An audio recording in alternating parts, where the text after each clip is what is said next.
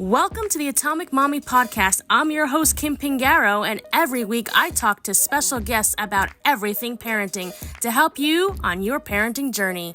Be sure to like and subscribe this podcast so you can get notified whenever I publish a new episode. Now let's get to it. Today's special guest is Ashley Balza, the owner of Self-Care Mama Mentorship, the popular community on Facebook. She created Self-Care Mama Mentorship to empower and guide moms on their unique self-care journey to ditch the mom mindset and burnout. Be sure to follow her on Facebook and join her Self-Care Mama Mentorship community. So, hi Ashley, thank you so much for being a guest on my show. And I just wanted to make sure that you know that I am all about self-care for busy moms, as a mom who was a stay-at-home mom and a mom who is an entrepreneur, really. So tell me more about what it is you do and why you chose self-care for moms. Absolutely. Well, thank you, Kimberly, for having me on. I know it's been a little bit of a struggle for us to be able to connect, but I'm so glad to be here. And self-care for moms has become such a passion and such a mission for me because, like you, that burnout, that entrepreneurship, that exhaustion when you're at home with your kids and then you're building a business and you're doing all the things that you forget to take care of you.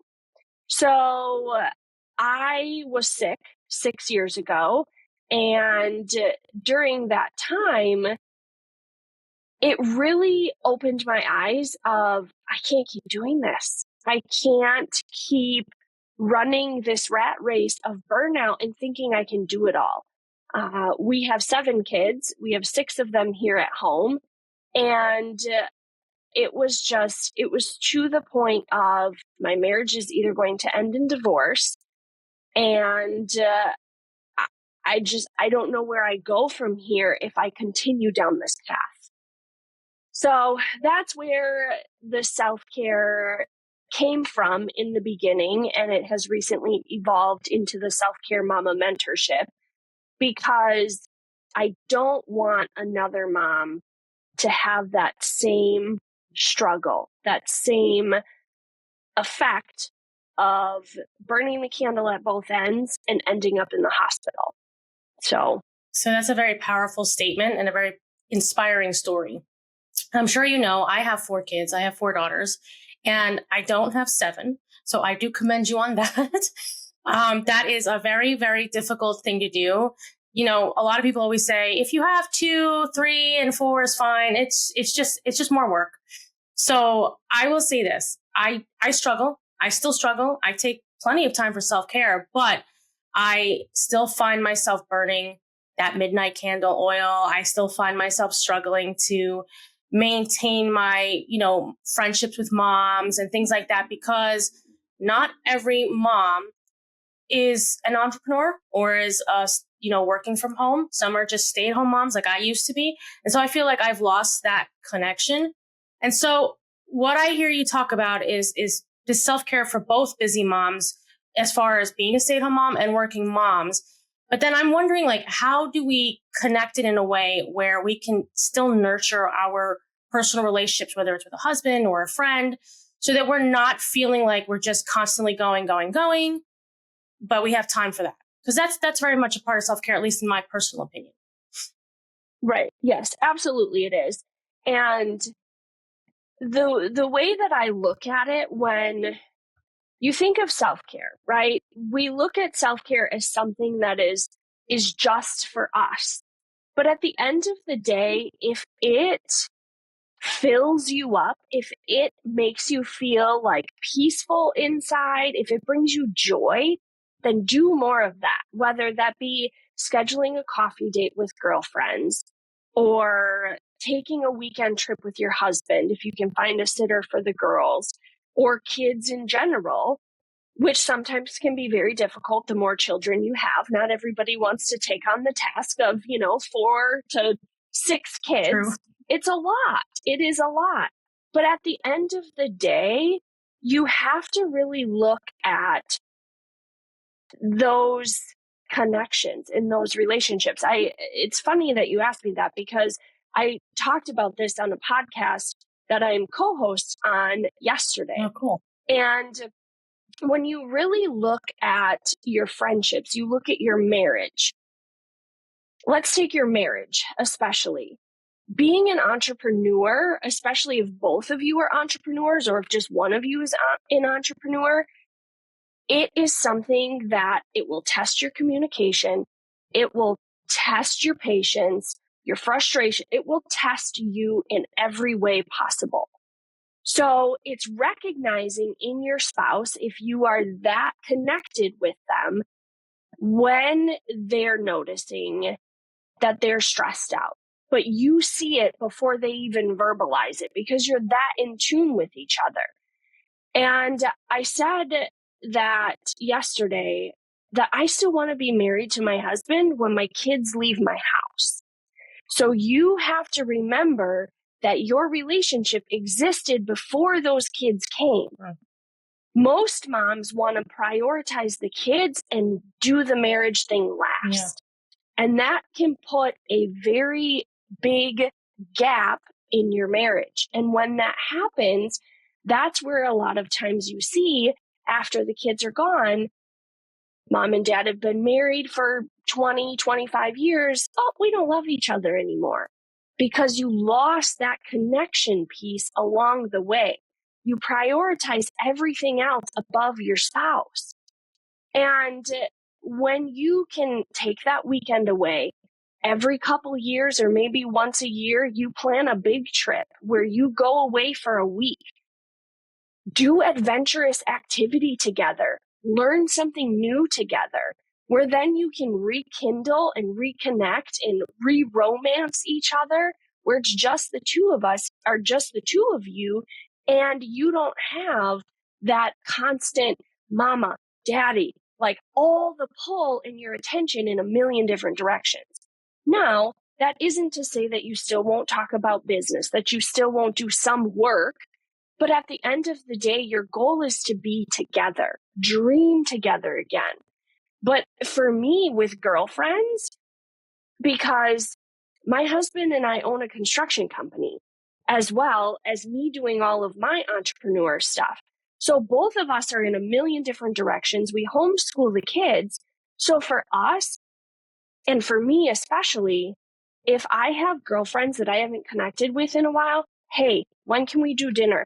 When can we do coffee? Let's get it on the calendar.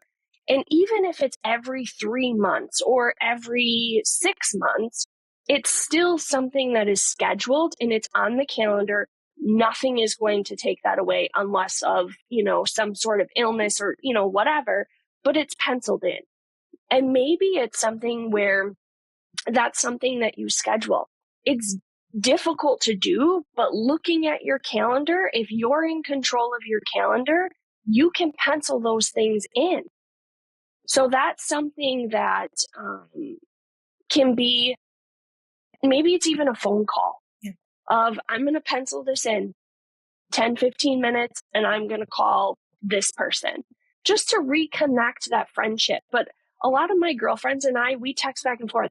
Hey, how are you doing? How are things going? And we just check in with each other. And it's not nearly as often, but that is my biggest recommendation. Check in with your girlfriends. What do you say to moms who, and I say this with love because it happens to a lot of my mom friends too, where they don't really feel the need to pencil anything in. And it feels like you're chasing your friends, even if it's once a year or twice a year, and you're trying to make that, like that maintenance of that connection happen, but it's almost as if they don't value it as much. So what do you say to that group of people? I guess you could say, because there are some, I definitely know a few. Right. Honestly, if there's not that reciprocation in the relationship and it seems like you're chasing them all the time, they've moved on. Okay. I think that's as simple as you can put it. They've moved on. You're in a season that they don't understand. They might not want to understand. They don't relate to it anymore. So that's where you begin to form new connections with people. A lot of people say you can't make friends on social media. I call baloney. Yeah. I have so many friends. That are on social media that I have not met in person. And we've connected either in coaching communities or something like that, where we've connected online because we relate to each other so much. And those are the types sometimes of friendships that maybe you're more into, where if you plan something where, okay, we've been talking for XYZ amount of time, we FaceTime with each other, maybe we Zoom with each other. Why don't we set up a girls' trip? Yeah. You know, once you know and you can firmly believe that this person is a safe person, that you do something like that. Or you do community mom groups where you make friends. You know, we always tell our kids, make friends this new school year, or make friends with people that person that seems to be sitting alone. Introduce yourself, make friends. But then as we get older, we're like, making friends is hard. Like, I don't want to make new friends. But yet we tell our kids, make new friends. And we don't want to do it as adults. But sometimes you find your connection with people at, you know, if you're a churchgoer, maybe it's a women's Bible study. Maybe it's a homeschool moms group if you're a homeschooling mom. Maybe it's a play date at the park and you run into another mom and you just hit it off, right? Yeah. So it's finding different ways that you can build that community of people. As a mom with 6 kids here at home, you know how many people I don't relate to because people don't understand it. Probably a lot. Yes. Yeah, I feel you on that one. I don't have 6 kids home or even 7 in total, but even 4, I struggle with relating with people. Like the busy schedules that you don't really get to take time off to do anything. Like sometimes I find myself busy Monday through Sunday and I can't escape because I'm at every kid's different game or different schedule or different recital or something where I don't have a time to go to dinner or something like that. So I understand what you're talking about. But I also feel like in this whole self-care concept that reevaluating those friendships, the ones that maybe don't, resonate anymore or don't feel like is still growing, is also just as much a part of self-care. Would you agree? Yes, because if it feels like a to-do list task, as far as, well, I got to reach out to this person, check, I did that.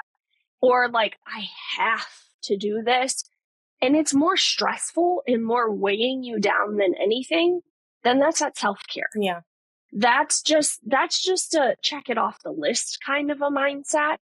But when you text that mom, and again, even if it's just text communication and you can't get on the phone, a lot of moms, like, we don't talk on the phone. We just know that every time we attempt to get on the phone, the kids are going to lose their marbles. So we just don't do that. We just text each other or message each other on Facebook or whatever that looks like. But it's just I really, like, they're on my heart today. I'm going to check in. And I know that reciprocation is there. Yeah. But we're all going through different seasons of life. And sometimes people are just meant to be in your life for that specific season. So when you can release that, knowing that it's time, our season is done. Our season is moving on to a new season. And when you can come to terms with that and be at peace with that, you'll still cross paths, maybe. You'll still occasionally maybe chat like nothing ever happened. Mm-hmm. But at the end of the day, you're not going to chase after it anymore. You're not going to feel that guilt of, man, I didn't contact her today. Like, oh my gosh, she probably hates me. And then we go into that meltdown mode in our brain. But just be okay with that disconnect and that season is over. Yeah, I agree with you. I think it's very important to be able to recognize the difference between a relationship worth pursuing and a connection that maybe is done. So I've had that happen myself. Friends I've had for years where it just sort of ended. There was no goodbye. There was no magical poem at the end. Like it was just we were talking 1 minute and then the next it was like 2 or 3 years had gone by without talking to each other. And there's been times where I see these people and it's like nothing's ever happened. And then there's times where it's like, oh, I haven't heard from you. And it's like, I haven't heard from you either. It's like one of those things. So I definitely understand that. And, you talk a lot about self-care, but it's also in like the mindset too. So some moms are just not, I guess, versed in it or prepared for that. And that was me in my early 20s. Like I didn't understand that reevaluating friendships could be a form of self-care and sort of like protecting yourself too from any drama or any feelings that you could be feeling for chasing someone. So I've definitely gone through different, various seasons of friendships.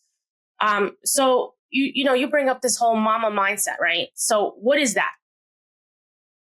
So the mom mindset is selflessly putting the needs of everybody else above your own, where you're pushing your dreams aside, you're pushing your wants and desires aside. And I've started talking a lot about ditching that mom mindset because we do have that innate like spark within us and that heart to want to take care of everybody else before we take care of us. That everybody else is like, it's like a fire to put out. Yeah. And I think it ultimately, and what I have found is it comes from what we believe our value is. When we can put all of the fires out for everybody, we feel valued, we feel appreciated, like, hey, I did. Cheer me. And then when they don't give you that appreciation, that thanks, that atta girl, pat on the back kind of a thing, you're like, oh, yeah, okay. Depleted. You feel, and then you feel depleted, you feel unworthy, you feel like you're not good enough. So when we begin to set those boundaries, as difficult as they are, and boundaries don't have to be something that we like verbally tell people, right? We think that we always have to verbalize our boundaries. But in those moments of, take for example, you have a family event, okay? But you've got toxic family that you're like, oh, I really don't want to go. Like this is detrimental for my own mental health. My anxiousness kicks up. My blood pressure rises. I don't like who I become when I'm in this specific environment. So you can say yes and kind of remain very neutral and very kind of outside of all of the chaos and conversations happening. Mm-hmm. Or you can say, I'm sorry, I just can't make it. We have something else on the schedule. And maybe that something else on the schedule is you planned a movie date with your kids at home where you're going to make popcorn, you're going to sit around in your jammies, and you're going to watch whatever movie you guys pick.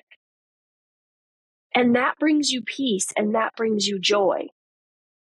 You just put you and your family in that self-care seat. You set that boundary.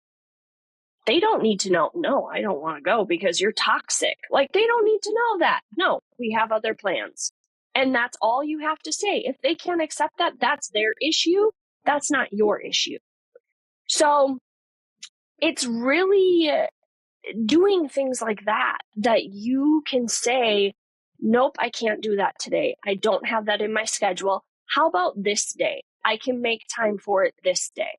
Versus, okay, let's scroll through the phone. Here's my calendar. Okay, I've got an appointment here. Oh, I'll just squeeze that in. And then you're panicking and you're stressed out because you're like, I really don't have time for this today. So it's really just thinking about that.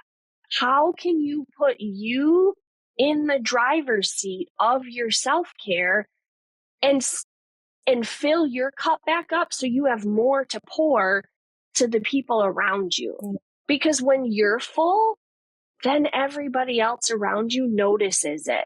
Like, hey, she's in a different kind of mood today because you filled your happy cup.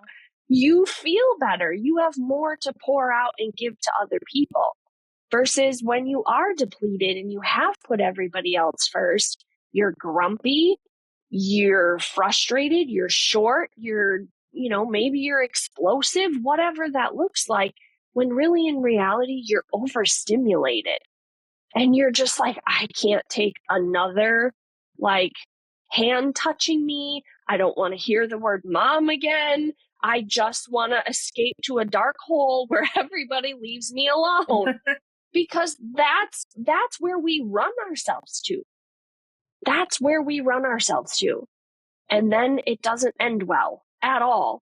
And it's really about getting into, again, that mindset of where can I set up those boundaries? Where can I put me first before everybody else? What do you say to moms, right, who struggle to even get into that mindset? Like, what are some tools or tips that we could use to get to that point? I know for myself, like I said, I still struggle sometimes. I mean, I've gotten better at it, but if you would have talked to me, 20 years ago, I would have been like a complete mess. I didn't even know what self-care was. I was all about the kids and I had nothing left for me.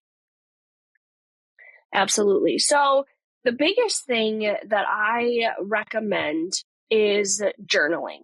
Not everybody is a journaler, but that's one of the things that is simple that you can do while you're at your desk.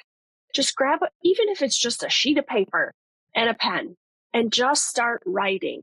What are some thoughts that you are coming up with? So it can be journaling, okay, this is about my day, this is where I'm having stress, or it can be a process of brain dumping. This is what I'm thinking about. I've got to get groceries. I have to do this. Like every thought that pops into your head that may be running just at full speed in your brain, write it all out. And if you're going to do something like a brain dumping, write it all out, even if it's a repeat thought, cross it off, crumple it up, throw it away, don't look at it. Because you've just emptied out your brain. I had a coach tell me one time in a class that I had taken, she's like, I want you doing brain dumping every single morning before you even get out of bed.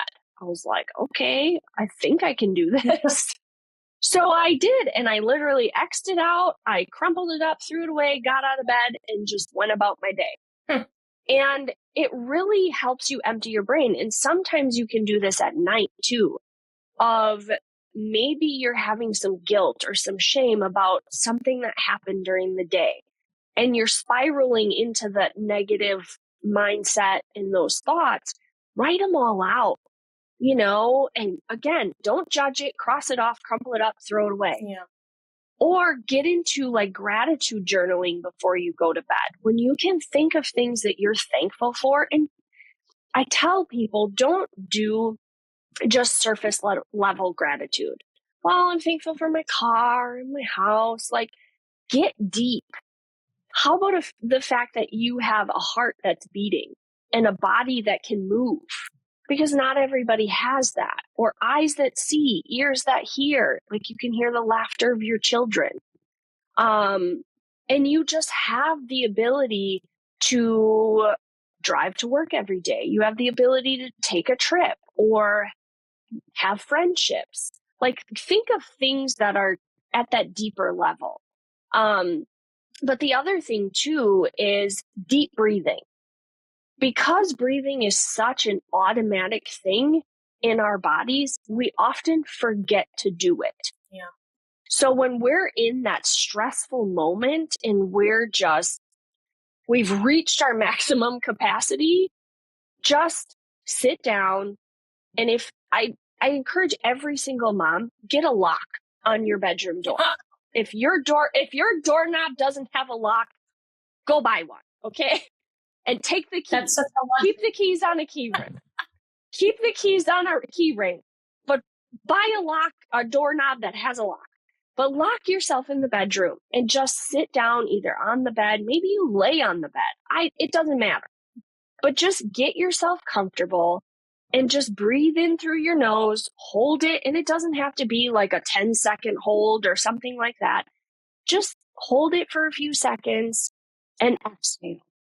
And just do that for a few minutes and notice how it just calms you down and it recenters you and it refocuses you. And again, it doesn't have to be an exercise that you take a whole half hour for, but maybe if your kids are a little bit older, you put on their favorite TV show, give them a snack, go in the bedroom, lock the door, and lay down for 15 minutes. Yeah. Set a timer on your phone. Okay, 15 minutes is up. I'm getting up. I've taken my time out. Let's go. Yeah.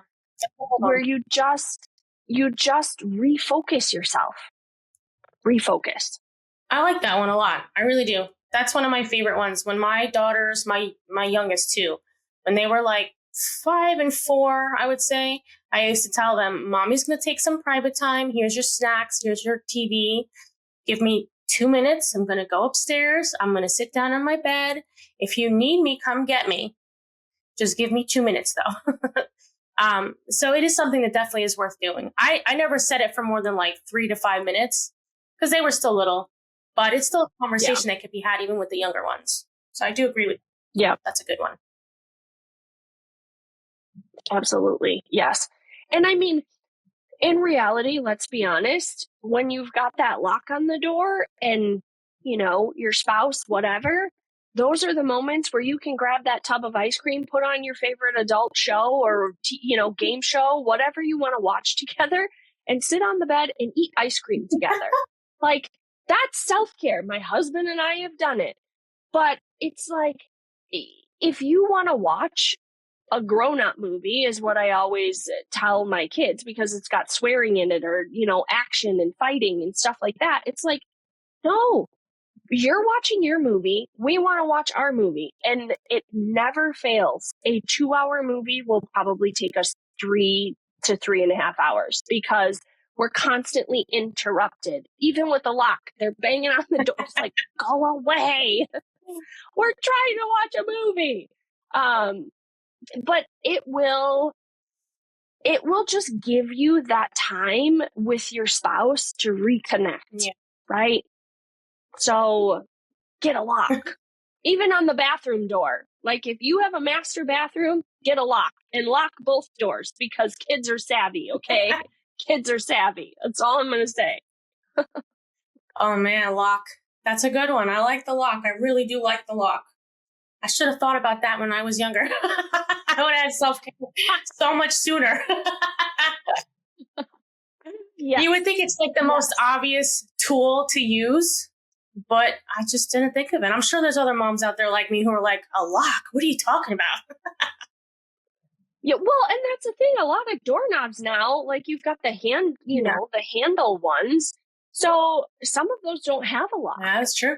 And get a doorknob with a lock. Yeah. Like, it might not match the rest of your doorknobs, but who cares? Like, believe me, get a doorknob with a lock.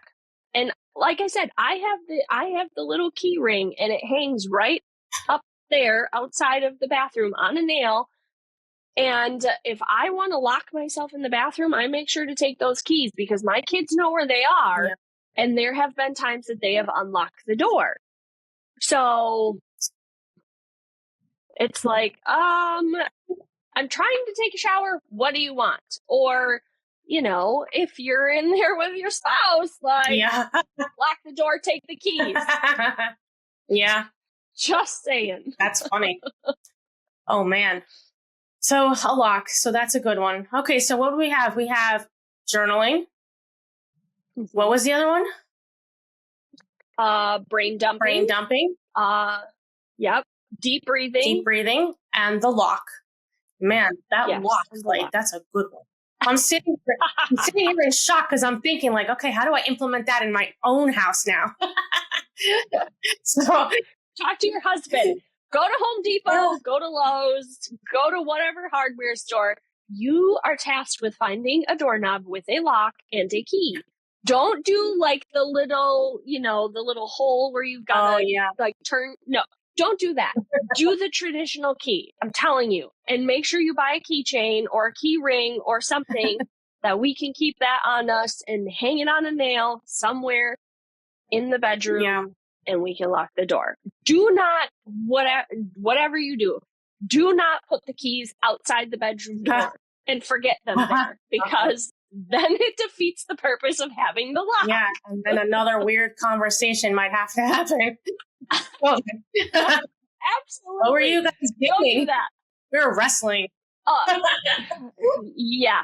Oh, no, I've already had that, like, where my daughter will listen, like, outside the bathroom door. And I'm like, we're having a conversation. Why are you listening? And then my husband and I look at each other like, we should probably be really careful, because there could be a time that she's listening outside of that door. Yeah, you're right. It's really funny that you say that, because my husband and I were literally talking about that the other day, and he had mentioned a story when he was younger that he heard his parents, and I was so mortified. I'm like, oh my God. I'm like, that's bad. So that's definitely make sure that key is somewhere well hidden. Yes, for sure. There have been a lot of close moments. Let's be honest. We have 6 kids in this house. Like, there was actually a time we had remodeled and moved our bedroom door to where it is now, because it used to be, honestly, where my computer is. That used to be where my door entrance was. And we didn't have trim on the outside of the door. So my kids would put like a butter knife in there, even though the door was locked, and they would push it, and they would get the door open. Jeez. And we were like, how did you open the door? The door was locked. Oh, we just put a butter knife in here. And I said to I'm like, you need to put trim on that door right now, because there was a lot of almost close calls in those moments. And I'm like, so the trim doesn't even go all the way up. It's literally like a 3/4 piece of trim that's cut and just slapped on there so they can't open the blasted door. And I'm just like, I really don't care. I just don't care, as long as they can't open the door. That's still a form of self-care. Making sure you two have your own time without someone trying to get in the door. That's still that. Yes. And this is why I say plan a weekend trip, plan a week-long trip. If you can make it happen, make it happen. And even if you have to plan it like a year in advance of, hey, this is like, where do we want to go? What do we want to do? Let's make it happen. This is the date. How much do we need to save to get to that point? Or what do we need to stick aside? What days do I need to take off of work? Or, anything like that. But plan it in advance. Yeah. And take that trip. I agree. And if you've got, it's so hard sometimes to remember that you need to do that for yourself, even with your husband or your spouse. You just can't always be a mom or a dad. You do need some time away. You do. Away from the house, away from the bills, away from the, stuff that needs to be renovated. Like, if you don't take that time, it does make it very difficult to have like a happy day almost every day. Yeah. Well, and it helps them refocus too. Yeah. It's not just all about like what it's doing for you. It helps them refocus. And like for my husband, he's so up here when he's away, because he's thinking about what materials do I need for the next job? What do I have when I get back from vacation? Like, he's thinking ahead versus attempting to be in the moment. So when we take a trip, we have to stay active, because if he has too much downtime, he's in here and then it's not any fun. So it's planning, what activities do you want to do? And maybe they change, but at least having an idea. This last February, we had taken a trip to Arizona. Our first time taking a trip away that didn't involve an emergency to go somewhere, where we could go and we had some time that we could enjoy just the two of us. Well, then a few other days I had a conference. But we started to hike, And in Arizona, you could have a double black diamond mountain that you're hiking that you're like, okay, sure, let's go for it, right? Probably not a good idea if you've never hiked a day in your life. I'm just saying. But we did it. And then now we have to go back because we didn't get to finish that particular mountain. We ran out of time. Now let's plan the next trip, but let's come longer. So now we're planning our next trip for this upcoming February to go for a week, plus our 20-year couple of being a couple anniversary falls in that time that we would be gone. So I was like, okay, well, we don't have to just stay in one particular city. Let's figure out where else we can drive to because we rent a car, like where else we can drive to hike a different mountain. Yeah. So it's really figuring out, okay, what activities can we do? Do you enjoy four-wheeling? Do you enjoy maybe shooting guns, like find a gun range somewhere? Like, whatever that looks like that you enjoy doing together, or try something new. Yeah. And see if you like it. If you don't like it, okay, mental note, let's not do that again. But like figure that out, plan it together. Yeah. And see what happens. And maybe you don't do any of it, but at least you made the attempt to plan it out. Maybe you find something else that the both of you enjoy.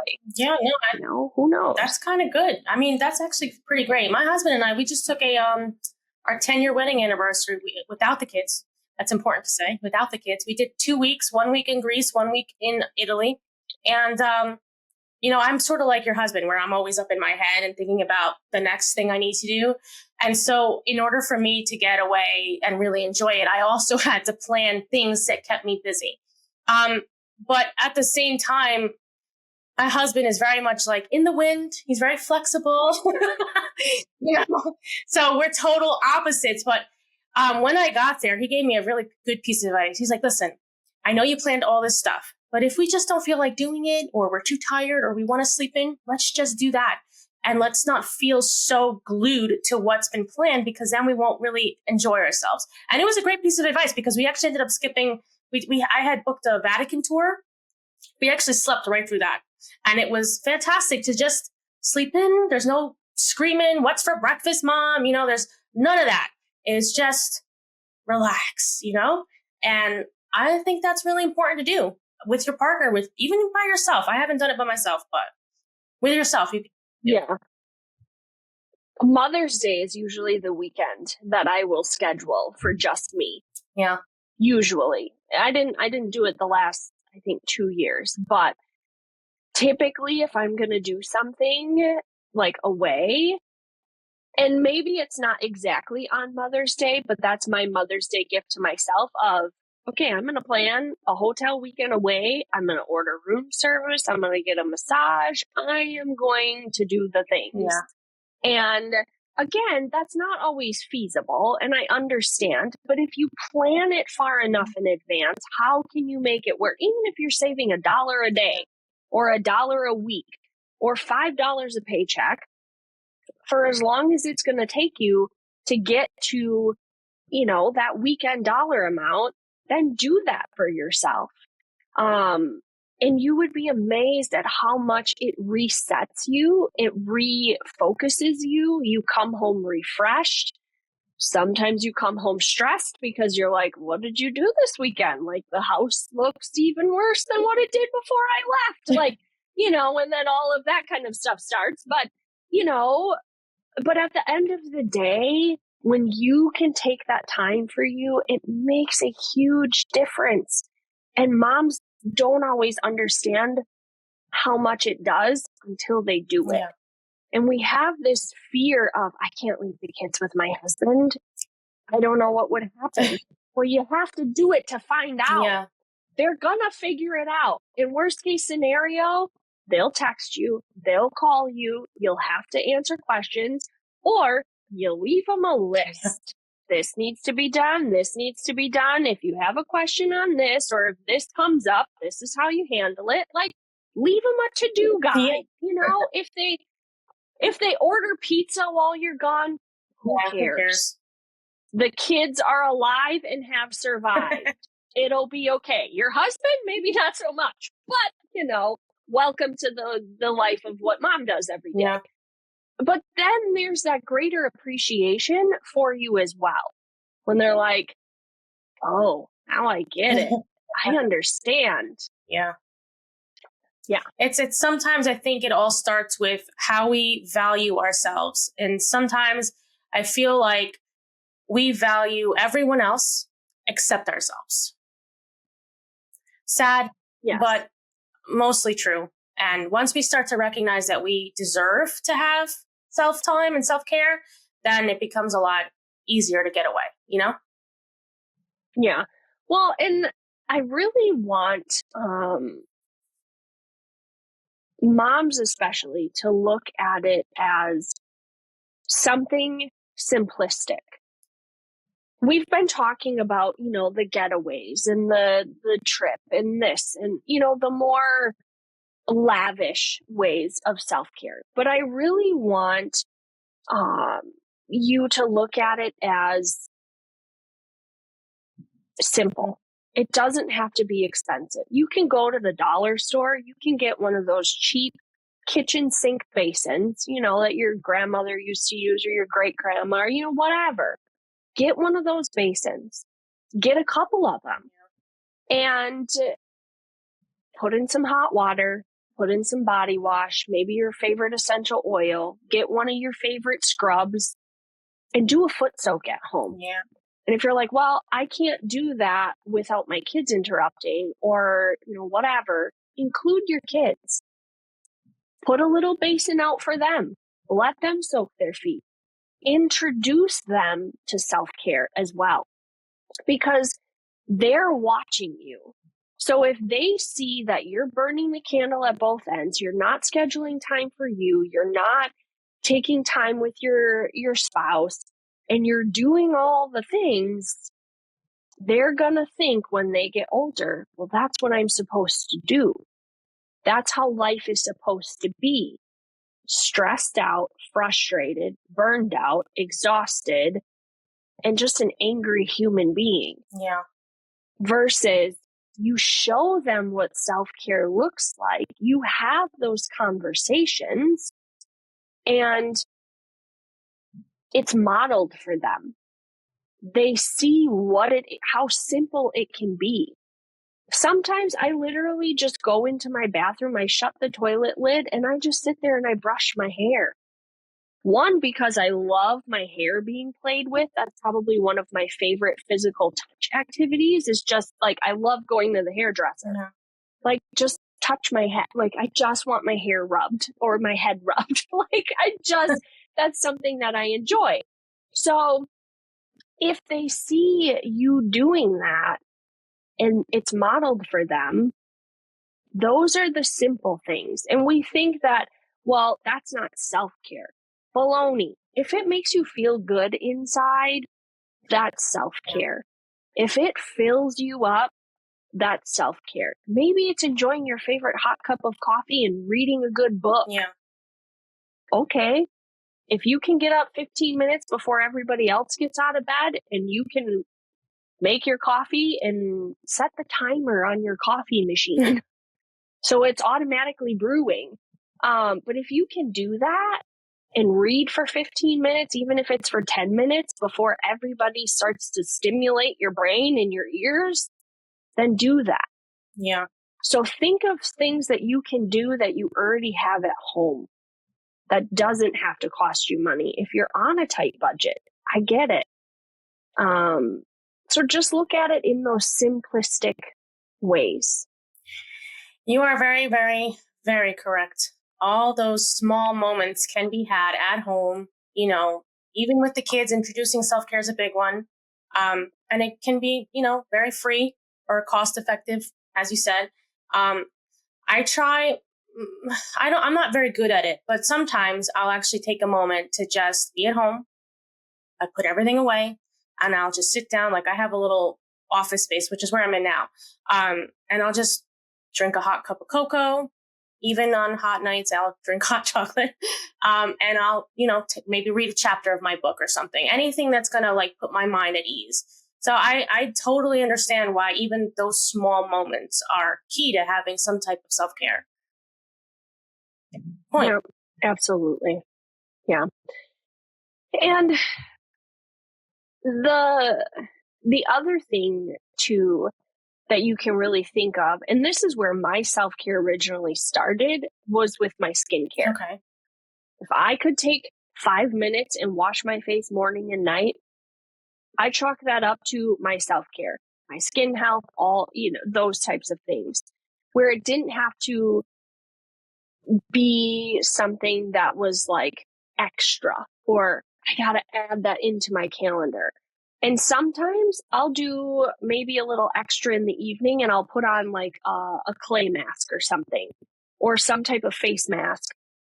And that's my extra self-care for me that day. So maybe it's something like that, or you're in the shower and maybe you're going to take the extra 5 minutes and, hey, I'm going to shave my legs because they need to be shaved. But I typically am like in and out because I'm just in a hurry. Yeah. But now I'm going to take that extra time and I'm going to do it. Maybe it's something like that. We often overthink it because we're too busy comparing what other people are doing on social media for maybe their self-care, or, oh, they took this trip, or, oh, they did this, and, oh, I can't do that, so just forget it. Like, we're too busy comparing to everybody else versus staying focused on what it is that we're doing and what it is that we have right in front of us. So that's something to just be mindful of and pay attention to. No, I agree. I can't tell you how many times where I overthink or overanalyze what it is I want to do. And then a few hours pass by of me doing that, I'm realizing, oh my God, I ran out of time to even do something. So what you're saying is very important for moms, to make sure that you actually not think so much about it and just do one thing that makes you happy. It could be anything, just something that makes you happy. Yeah, absolutely.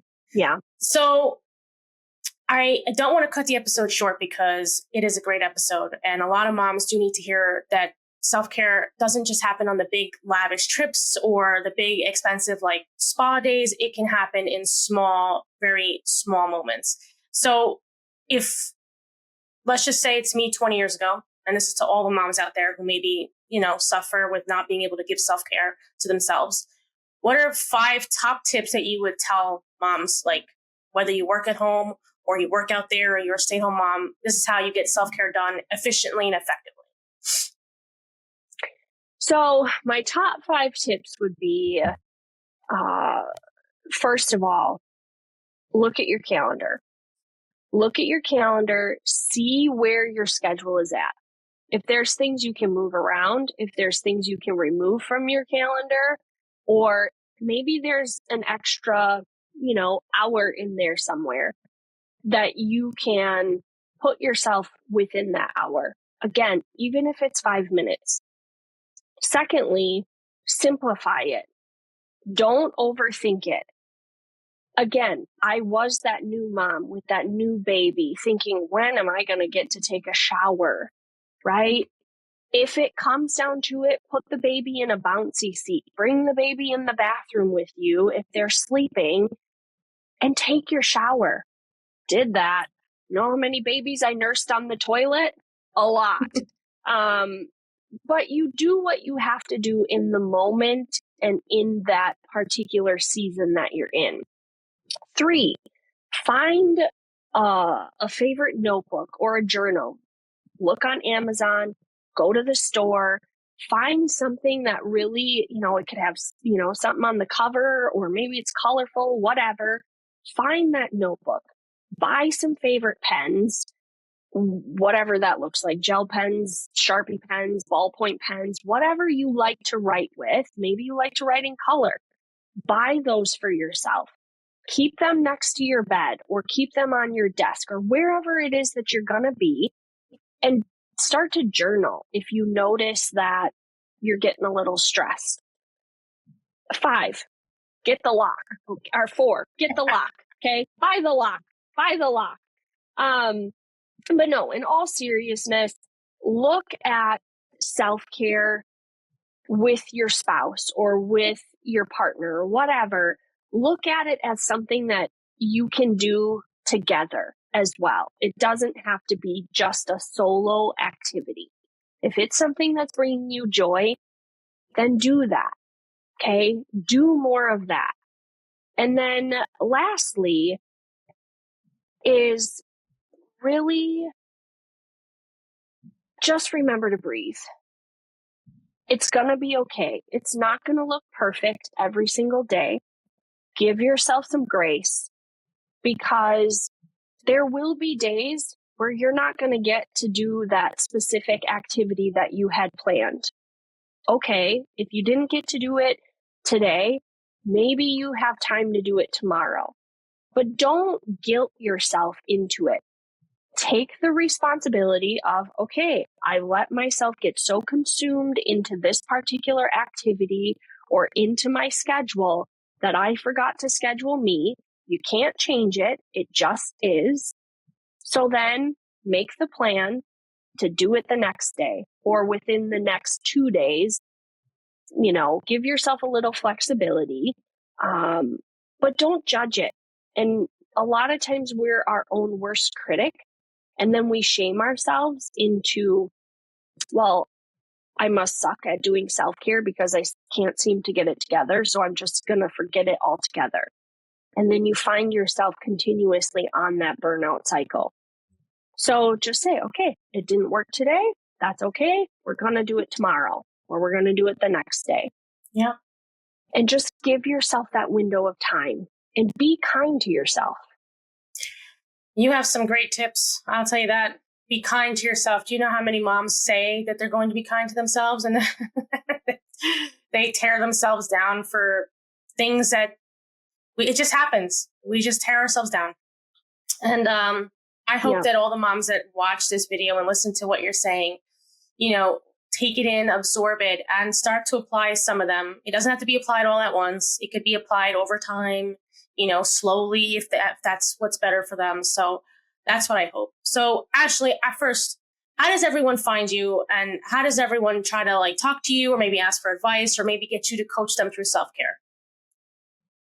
The best way to honestly find me is going to be on Facebook at Self-Care Mama Mentor, I think it is. I recently just changed what it pops up as.